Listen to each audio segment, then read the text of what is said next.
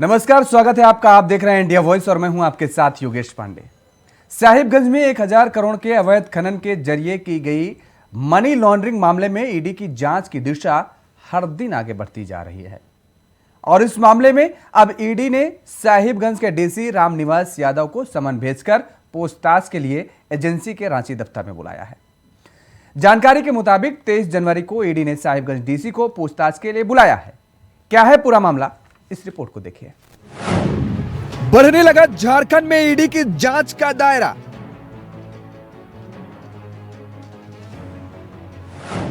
कई IAS IPS अधिकारियों की खुलेगी कुंडली।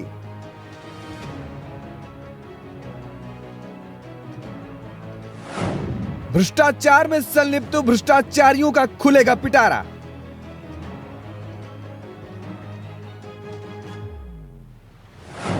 किसने कितना अवैध कमाया, ईडी लेगी सबका हिसाब। झारखंड में अवैध माइनिंग की जांच कर रही ईडी ने अपनी जांच का दायरा बढ़ा दिया।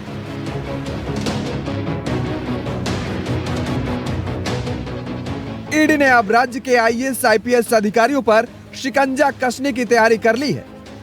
दावा किया गया है कि कई ऐसे दस्तावेज प्रवर्तन निदेशालय के हाथ लगे हैं जिससे कई भ्रष्टाचारियों की पोल खुल जाएगी।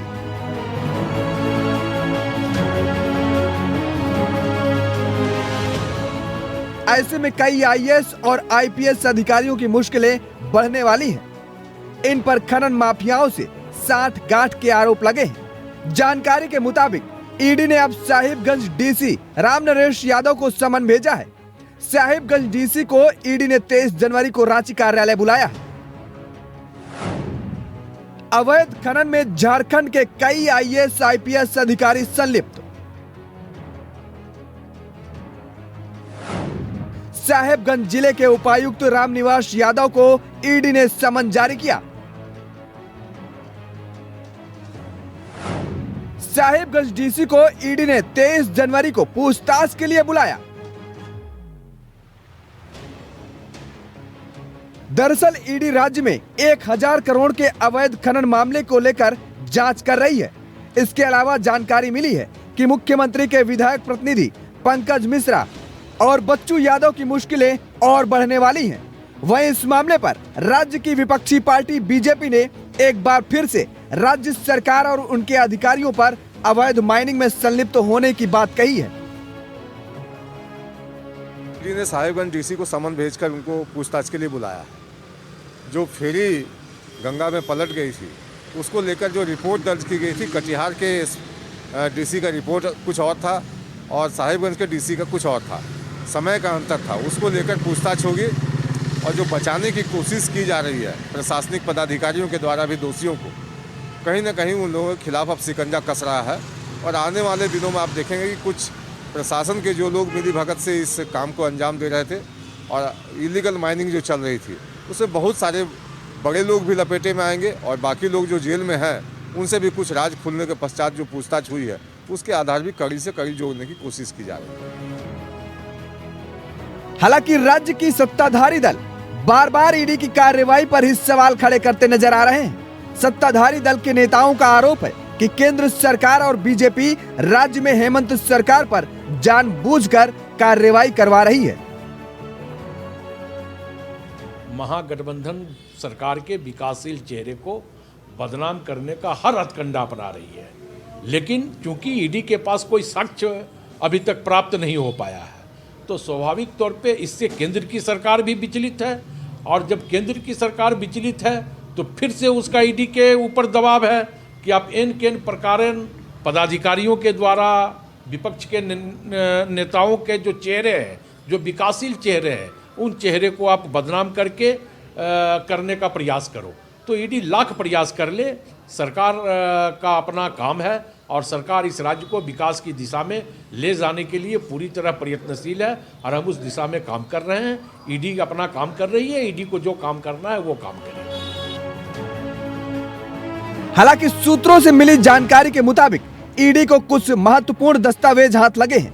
साहिबगंज के डीसी की बातचीत जेल में बंद पंकज मिश्रा से किए जाने पर भी मामला अब तूल पकड़ता नजर आ रहा है और अब इसके आधार पर ईडी ने कार्रवाई को और तेज कर दिया है। रांची से इंडिया वॉइस के लिए राकेश कुमार की रिपोर्ट। तो अब ईडी का दायरा और बढ़ता चला जा रहा है और ये कहा जा रहा है कि दरअसल अभी इतना ही नहीं, आने वाले समय में और भी कई आईएएस और आईपीएस अधिकारी ईडी की जांच की रडार में हैं। मुद्दे पर चर्चा करेंगे और जानने समझने की कोशिश करेंगे कि आखिर कौन कौन अभी और है ईडी की रडार पर। हमारे साथ कुछ मेहमान जुड़े हुए हैं, आपका तारीफ करा देते हैं। सुशांतो मुखर्जी जी हैं, बहुत बहुत स्वागत है। मार्क्सिस्ट के नेता हैं सुशांतो मुखर्जी जी।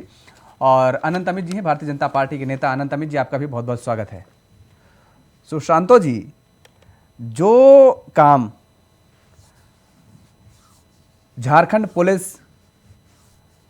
पुलिस विजिलेंस नहीं कर पाई 2022 का अगर हम पूरा देखें तो ईडी ने ताबड़तोड़ जो कार्रवाई की है वो तो अपने आप में नज़ीर पेश हो रही हैं। क्या छोटी क्या बड़े भ्रष्टाचार, सब प्रकार दबाव बनाए गए। जी ना मुखर्जी जी। जी जी जी हाँ, देखिए ऐसे है कि अभी भी किसी भी चैनल, चाहे आपकी हो, चाहे इंडिया वॉइस हो, चाहे कोई भी चैनल, सूत्र से बाहर नहीं किया है। अभी तक सूत्र पर बीजेपी भी है, चैनल भी है, और ईडी का तो छोड़ दीजिए। ईडी जी अल्बर्टेक्का चौक पे है। अभी क्या हो रहा है ये पता नहीं, लेकिन सूत्र कौन है ये तो एक सांसद जी है, कभी कभी क्या बोलते हैं उसको, ट्वीट करते हैं, वो है। और सूत्र नहीं, सूत्र तो जाने दीजिए। देखिए चैनल और आप विपक्षी दल, सुप्रीम कोर्ट का आप नाम लेना भूल गए। आ रहे हैं अनंत अमित जी आ रहे हैं।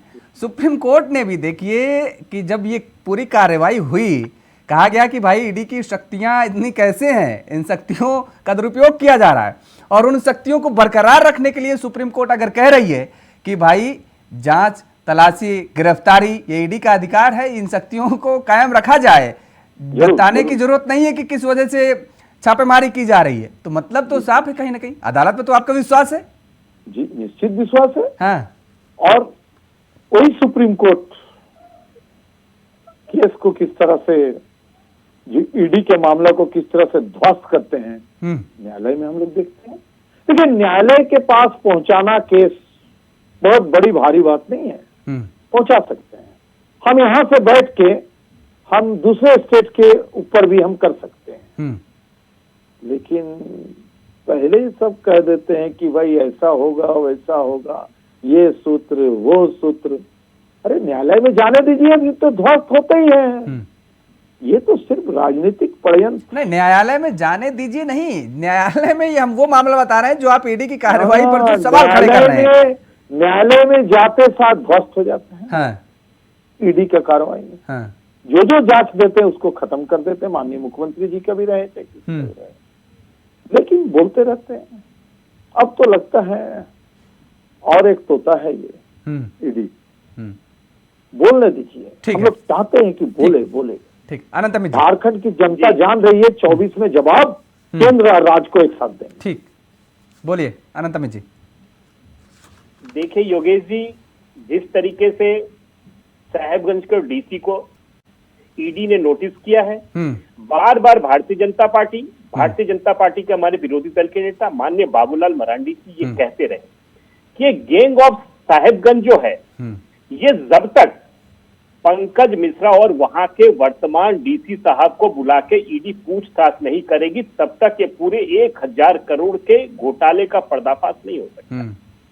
ये राज्य में दूसरे ऐसे अधिकारी हैं, इससे पहले पूजा सिंघल जी को ईडी ने बुलाया था और उनकी गिरफ्तारी होती है, अभी 1 महीने के अंतरिम जमानत पर है वो।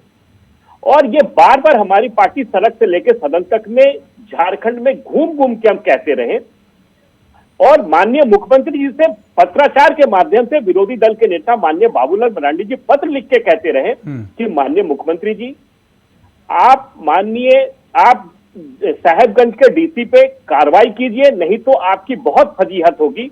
उसके बावजूद देखिए, हमने 3 दिन पहले भी राज्य की जनता को पत्र के माध्यम से, अखबार के माध्यम से ये कहा कि जैसे ही ईडी की कार्रवाई थोड़ी सुस्त होती है, पुनः ये अपनी चोरी का जो धंधा है, जो अवैध कारोबार है, वो पुनः चलने लग जाता है। आपने देखा होगा कि परसों भी माननीय बाबूलाल मरांडी जी ने ट्वीट करके राज्य सरकार को यह सूचित किया कि पुनः अवैध कार्य जो है वो गंगा नदी पे किस तरीके से नाव से ले जाया जा रहा है।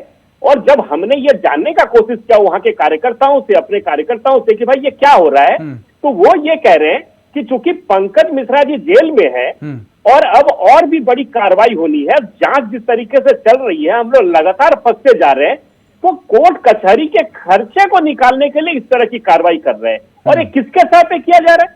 तो वो तमाम लोग कह रहे हैं कि वो पंकज मिश्रा के सह पे किया जा रहा है। और पंकज मिश्रा और यहाँ के वर्तमान यादव जी, डीसी जी लगातार आपस में संपर्क पर है। और डीसी के कहने के अनुसार ही आपने देखा होगा कि तमाम मीडिया, इंडिया वॉइस भी ये चलाती रही कि डीसी साहब तमाम जिला में घूमकर अवैध खनन जो हो रहे थे उनको रोक रहे थे। लेकिन ये डीसी साहब का ऐसा लग रहा है कि ईडी के नोटिस देने के बाद ये एक चाल था और डीसी साहब की पूरी संलिप्तता, बार बार ये हमारी पार्टी और हमें कहते रहे कि डीसी साहब की संलिप्तता है। माननीय मुख्यमंत्री जी, पूरी राज्य की जनता, 3.25-3.5 करोड़ जनता ये जानना चाहती, साहेबगंज में 1000 करोड़ का अवैध खनन का जो मामला चल रहा है, इसमें किसके संलिप्तता है, कौन लोग किसके सह पे हो रहे हैं। उसके बावजूद भी मुख्यमंत्री जी का जब कार्रवाई नहीं करने से यह लगता है कि माननीय मुख्यमंत्री जी की भी संलिप्तता इसमें है। चूंकि माननीय मुख्यमंत्री जी के राजनीतिक प्रतिनिधि है पंकज मिश्रा जी, जो कि जेल में है, और इससे पहले पूजा सिंघल जी भी जेल में रही है। तो अब यह लगता है कि साहेबगंज के डीसी को ईडी जब पूछताछ के लिए बुला रही है तो बहुत सारी चीजें जो है खुलकर आएंगी और ये जांच का दायरा और भी बढ़ेगा और भी कई लोग इस घेरे में आएंगे। और ये लगता है कि हमारे राज्य की जो गरीब जनता का जिस तरीके से वर्तमान यूपीए की सरकार शोषण कर रही है, इस शोषण से निजात दिलाने के लिए ईडी ने जिस तरीके से राज्य में कार्रवाई शुरू की है, हम ईडी के कार्रवाई की प्रशंसा करते हैं। और जिस तरीके से अभी आपने प्रोमो दिखाया कि कांग्रेस के हमारे साथी कह रहे थे कि ईडी, अरे आप दोनों ही बात कर रहे हैं। आप कह रहे हैं कि ईडी जो जांच कर रही है उसको कुछ मिल नहीं रहा है, और जब ईडी जांच के लिए आगे बढ़ती है तो आप कहते हैं भारतीय जनता पार्टी के कहने पे कर रही है। तो अरे एक बात बोलिए, यदि कि हम तो बार बार, हमारे बड़े भाई मैं दादा से पूछना चाहता हूं कि आपसे बस मैं बार बार जब ईडी के विषय पे हम चर्चा पे बैठते हम कहते हैं कि आप इस बात को मानते हैं कि नहीं, ईडी जो जांच कर रही है उसको करनी चाहिए कि नहीं। बस हम तो यही सवाल पूछ रहे हैं। माननीय मुख्यमंत्री जी से भी, हम सरकार से भी ये पूछना चाहते हैं, ईडी की जांच से संतुष्ट है कि नहीं, ईडी को जांच करनी चाहिए कि नहीं, राज्य में घोटाले हो रहे हैं कि नहीं। हम तो केवल ये जाना, अगर ईडी जांच कर रही है और सही दिशा में जांच कर रही तो पूरी सरकार को उसका स्वागत करना चाहिए। राज्य की जनता भी यही चाहती है। ठीक है, देखिए मुखर्जी जी कितनी बड़ी बात शुरुआत से लेके आखिरी तक बता दी है। बोलते भारतीय जनता पार्टी के नेता अनंत अमित जी ने उन्होंने एक नाम लिया है, गैंग ऑफ साहिबगंज। एक पिक्चर आई थी, मूवी आई थी गैंग ऑफ वासेपुर, शायद आप लोगों ने देखी हो। तो मुझे लगता है एक अब मूवी इसमें भी बननी चाहिए, क्योंकि जिस तरीके से ये जो भ्रष्टाचार का जो पूरा मामला सामने आया है, और ये बात तो आप भी मानते हैं ना कि अगर भ्रष्टाचार हुआ है, ईडी को कार्रवाई करने में क्या दिक्कत है भाई? अगर जो भ्रष्टाचारी होगा, एकदम मुखर्जी जी, मुझे लगता है कि आप भी इसको नकारेंगे नहीं भाई। अगर कोई गलत काम किया है तो उसको तो सजा मिलनी ही चाहिए। एकदम कार्रवाई करें, क्यों नहीं करेंगे? हाँ, अरे भाई गठबंधन में हम है, मेरा विपक्ष में जो रहेगा उस पर कार्रवाई करेंगे, क्यों नहीं करेंगे? ईडी करेंगे काम, जरूर करें, डेली आए ईडी घर पे, कोई दिक्कत नहीं। अगर आप कह रहे, अच्छा जो मैडम जेल से छुटी है, हाँ, अनंत जी को हम पूछना चाहते हैं, हाँ, वो किनकी पीरियड के लिए जेल गई थी? हाँ, और जिनकी पीरियड के लिए जेल गई थी, क्या उनसे कोई पूछे हाँ, भाई आपने क्लीन चिट क्यों दिया? हाँ, क्योंकि ईडी ने पूछे, पूर्व मुख्यमंत्री को नहीं पूछे। हाँ, क्यों नहीं पूछे? क्योंकि मेरी गठबंधन में ईडी है, मेरी गठबंधन में सीबीआई है, तो पूछेगा किसको? आप कभी सुने बीजेपी के साथ टकराएंगे? नहीं हो सकता ऐसे टकराव। बीजेपी जब भी लड़ेंगे झारखंड मुक्ति मोर्चा के साथ लड़ेंगे, कांग्रेस के साथ लड़ेंगे, लड़ाई निश्चित लड़ेंगे, लेकिन अपने गठबंधन को छूना मत, क्योंकि तुम मेरे गठबंधन में हो। पूछो भी मत, 1 महीना के लिए बेल दिया, अब दूसरी बार पूरे समय के लिए बेल दे दो, कोई दिक्कत नहीं, हम कुछ नहीं बोलेंगे। क्योंकि पिछले का अगर कुछ खींचने पड़े, अगर मैडम को रखने पड़े, तो पिछला पूर्व मुख्यमंत्री के बारे में हमको लगता है खींचने की जरूरत पड़ेगी, नजदीक लाने की जरूरत पड़ेगी। नहीं मुखर्जी जी, उस पर पंकज मिश्रा पूरा से सुन लीजिए। ध्यान पंकज मिश्रा से, वो जेल में बंदा बैठा हुआ है और फोन डीसी पे और बात एसपी हो से रही फोन है। पर बात कर रहा है, आप इसको भी आदेश सही दे ठहरा रहे रहे हैं हैं वहां क्या? से। मुखर्जी जी, आप इसको भी सही ठहरा रहे हैं क्या? यहाँ पर तो आप बोलते फोन में बात करते हैं, यहाँ जेल में तो भाई उत्तर प्रदेश कहाँ कहाँ कौन कौन प्रदेश में लोगों से तेल लगवाए जाते हैं। आप तो जेल में तेल से हाँ, वो फोन सही कर कह रहे हैं। अरे उस वो पर यहाँ मामला पे हुआ दिल्ली है, में है। हमारे दिल्ली राज का ऐसा राज मंत्री है। है, केजरीवाल एक मिनट, सरकार के एक मिनट, गवर्नर एक के मिनट, मंत्री हैं, सही कह रहे हैं। आपने एक दिल्ली की मिनट, बात बता दी एक मुखर्जी जी, ये मिनट, दिल्ली एक का दिल्ली में बोल रहे हैं जी जी, बोल रहे आपके कि नेता हमारी हैं। राज्य एक ऐसा राज्य है हाँ, जहाँ पर कोई गलतियां करे, हाँ, चाहे मुख्यमंत्री करे, चाहे प्रदेश की कोई भी करे, हाँ। उस पर कार्रवाई होगी और 24 घंटा के अंदर होगी।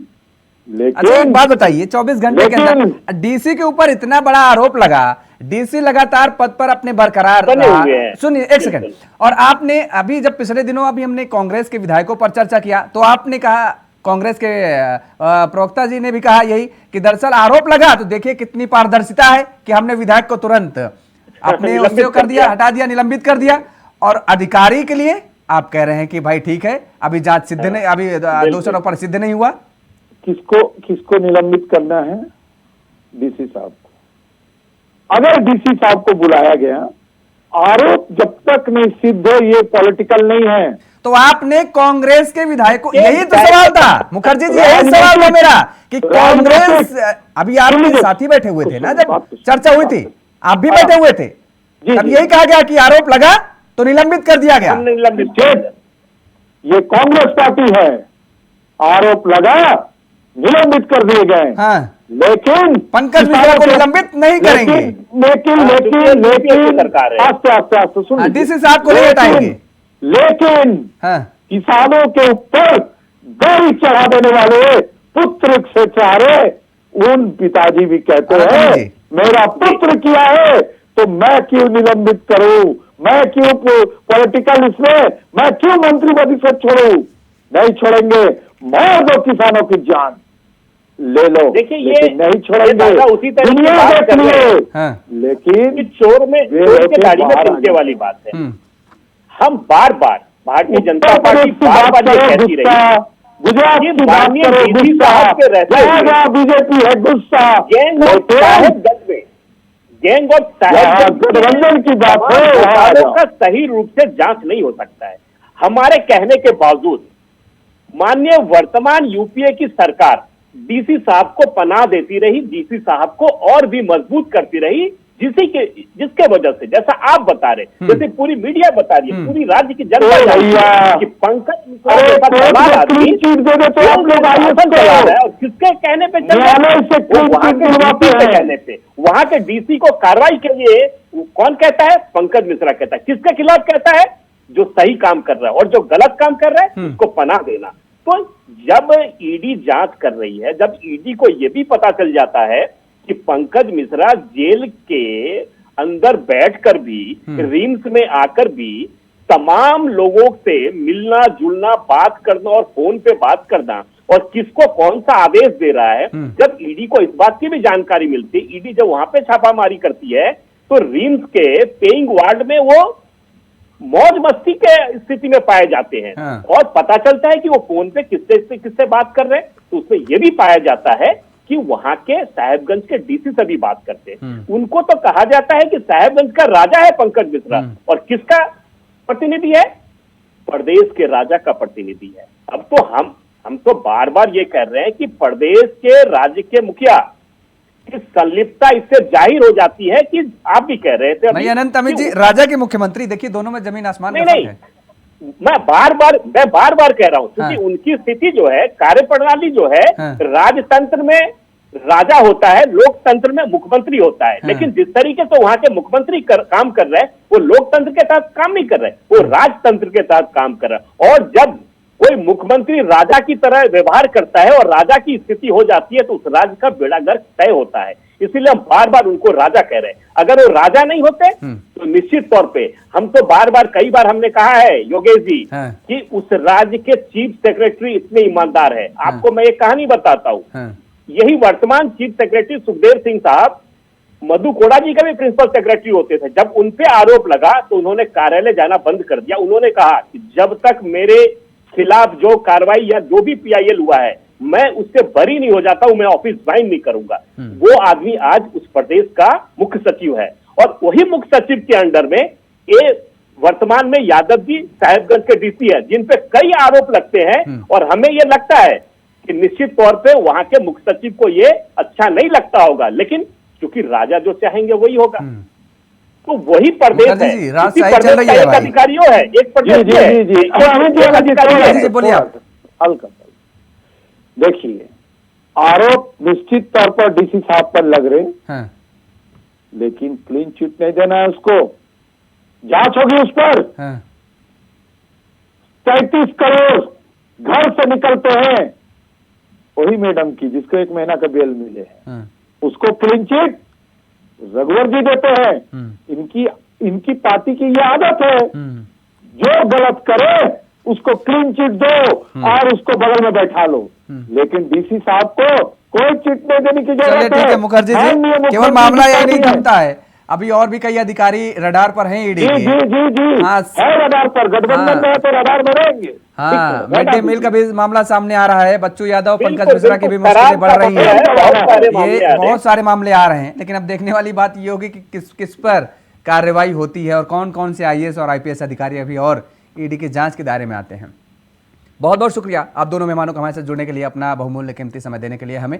तो ईडी लगातार अपनी जांच का दायरा बढ़ाती जा रही है और अब देखने वाली बात यह होगी कि आखिर कौन कौन से वो IAS और IPS अधिकारी हैं जो भ्रष्टाचार में संलिप्त रहे हैं और ईडी उनको भी समन भेजेगी पूछताछ के लिए। चर्चा में फिलहाल इतना ही। खबरों के लिए आप बने रहिए इंडिया वॉइस के साथ। नमस्कार।